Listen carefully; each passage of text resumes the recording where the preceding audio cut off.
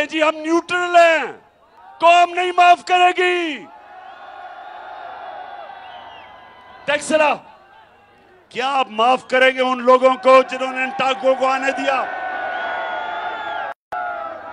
क्या मेरी बहनों मुझे बताएं, क्या आप अपने चौकीदार को माफ करेंगे?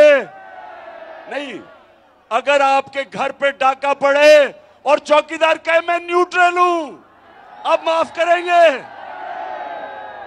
मुल्क तबाही की तरफ जा रहा है, माशत तबाह कर दी, लोगों को महंगाई की दलदल में फंसा दिया और इन चोरों को ऊपर बैठा के इनके केसेस माफ हो गए और हम कहें जी मैं तो न्यूट्रल हूं।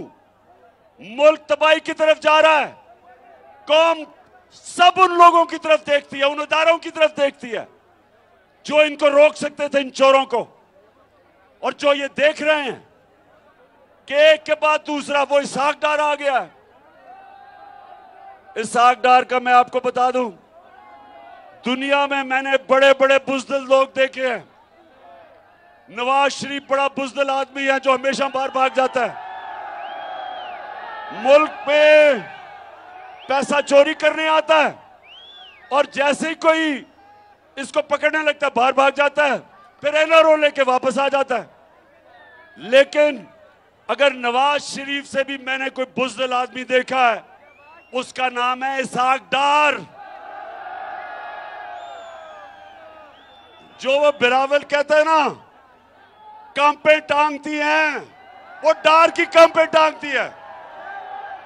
और मैं मान ही नहीं सकता, मैं सारी कौम के सामने कह रहा हूं कि जब तक इससे डील नहीं हुई और इसको ताकतवर हलकों ने इसको एनआरओ की डील नहीं दी, उन्होंने इसको दिलासा नहीं दिया कि फिक्र ना करो तुम्हें नहीं पकड़ा जाएगा, तब तक वो गीदड़ कभी नहीं आ सकता था पाकिस्तान।